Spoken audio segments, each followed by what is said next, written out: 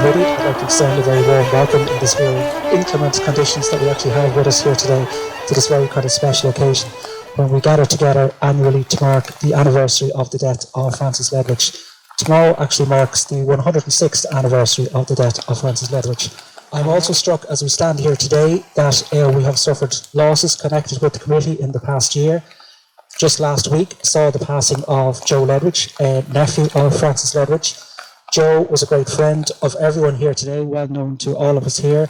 He was an absolute gentleman and he attended many of these occasions and indeed provided musical entertainment, and he will be sadly missed by all of us. I also in particular want to remember Jimmy McComiskey, our former chairperson and honorary president.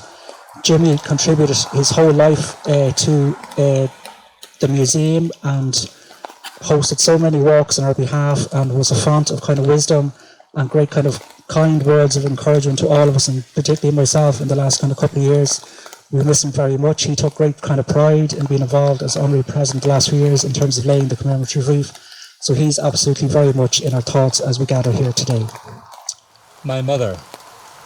God made my mother on an April day, from sorrow and the mist along the sea. Lost birds and wanderers' songs, and ocean spray, and the moon loved her wandering jealously. Beside the ocean's dim, she combed her hair, singing the nocturne of the passing ships, before her earthly lover found her there, and kissed away the music from her lips. She came unto the hills, and saw the change that brings the swallow and the geese in turns. But there was not a grief she deemed strange, for there is that in her which always mourns. Kind heart she has for all on hill or wave, whose hopes grew wings like ants to fly away.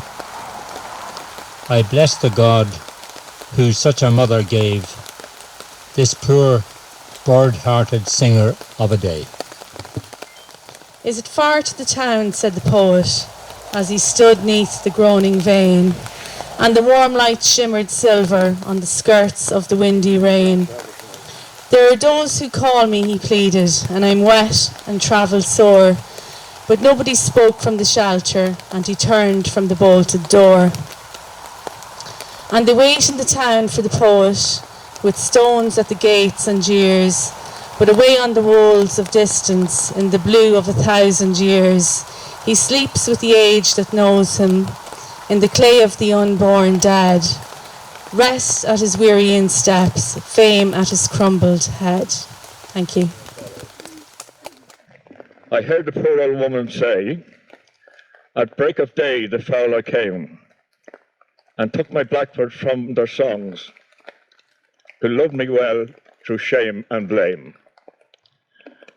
No more from lovely distances their songs shall bless me mile by mile, nor to white Ashbourne call me down to wear my crown another while. With bended flowers the angels mark for the skylark the place they lie. From there this little family shall dip their wings first in the sky. And when the first surprise of flight sweet songs excite from the far dawn, shall there come blackbirds loud with love, sweet echoes of the singers gone. But in the lovely hush of eve, weeping I grieve the silent bills.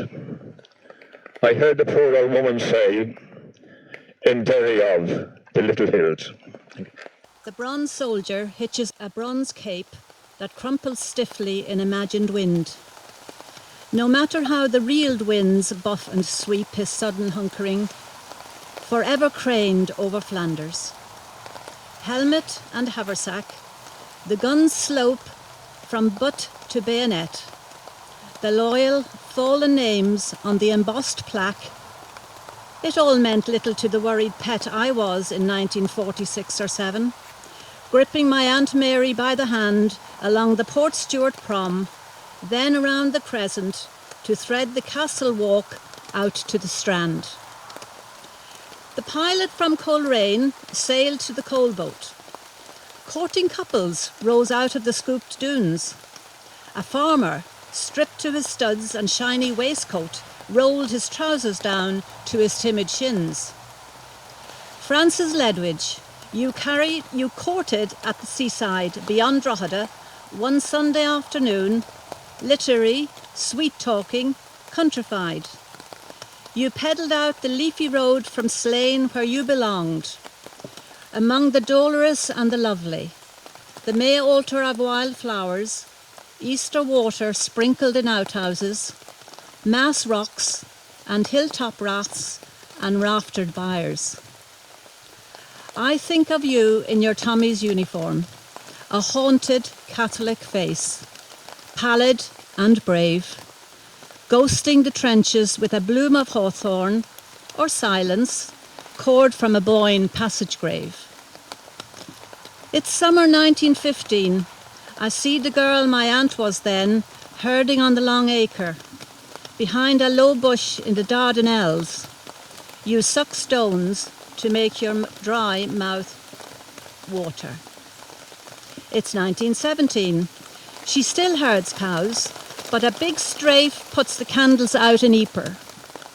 My soul is by the Boyne, cutting new meadows. My country wears her confirmation dress. To be called a British soldier while my country has no place among nations. You were rent by shrapnel 6 weeks later. I am sorry that party politics should divide our tents. In you, our dead enigma, all the strains crisscross in useless equilibrium. And as the wind tunes through this vigilant bronze, I hear again the sure confusing drum. You followed from the Boyne water to the Balkans, but missed the twilight note your flute should sound. You were not keyed or pitched like those true blue ones, though all of you, consort now, are underground. When I leave down this pipe, my friend, and sleep with flowers I loved apart, my songs shall rise in wilding things, whose roots are in my heart. And here where that sweet poet sleeps, I hear the songs he left unsung, when winds are fluttering the flowers, and summer bells are rung.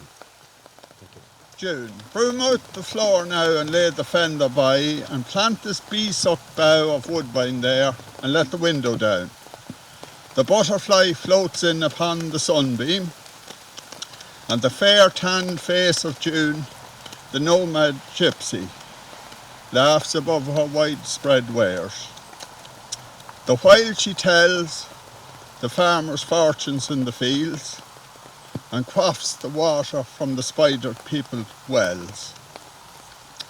The hedges are all drowned in green grass seas, and bobbing poppies flare like Elmo's light, while siren-like the pollen-stained bees drone in the clover depths, and up the height the cuckoo's voice is hoarse and broke with joy, and on the lowland crops the crows make raid, nor fear the clappers of the farmer's boy who sleeps like drunken Noah in the shade. And loop this red rose in that hazel ring that snares your little ear. For June is short, and we must joy in it and dance and sing. And from her bounty draw her rosy worth. Aye, soon the swallows will be flying south, the wind wheel north to gather in the snow. Even the roses spilt on youth's red mouth will soon blow down the road all roses go. We will now proceed to the formal part of the ceremony for the wreath laying. And as we do, I just want to acknowledge the support of Meath County Council Arts Office for their support of today's event through the annual Arts Grant Scheme.